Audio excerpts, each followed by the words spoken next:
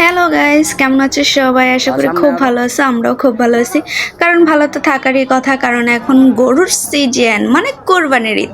তাই কোরবানির ঈদে তো অবশ্যই গরু নিয়ে সবাই ব্যস্ত আছো। অলরেডি ছোট বড় যারা আছো সবাই গরু নিয়ে ব্যস্ত। আর আমার দুই ছেলে তো অলরেডি অনেক ব্যস্ত, কারণ আমার বড় ছেলে মানে সারাক্ষণই গরু আর গরু। তা আমার ছোট ছেলে বড় ছেলের সঙ্গে সঙ্গে এখন গরুর পাগল হয়ে গেছে। তো সে একটা গরু পেয়ে খুবই খুশি, মানে শান্ত ছিল, এত ভদ্র, মানে গরুটা যে মানে তাকে এতক্ষণ ধরে আমার ছেলেটা হাত নাড়ছে, যে মানে সে চুপচাপই রয়েছে, অনেক ভদ্র।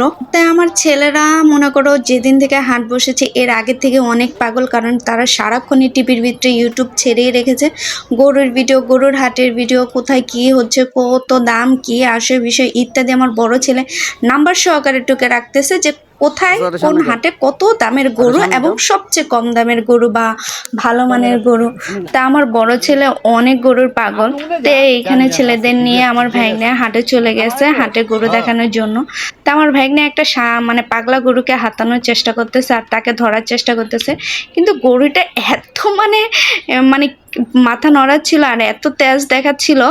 যাই হোক, অবশেষে আমার ভাগ্নে এই গরুটাকে শান্ত করার মতো শক্তি অর্জন করেছে। সে শান্ত করতে পেরেছে, সে মাথাটা হাত বুলিয়ে দিয়েছে, সে খুবই খুশি।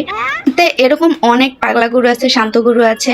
আর গরুর হাটে গেলে একটা অন্যরকম হাসি। মানুষ রোজার মাসে 30 রোজা রেখে যেরকম খুশি হয়, মার্কেট কত অনেক খুশি হয়, আর কোরবানির ঈদের সময় এরকম খুশি।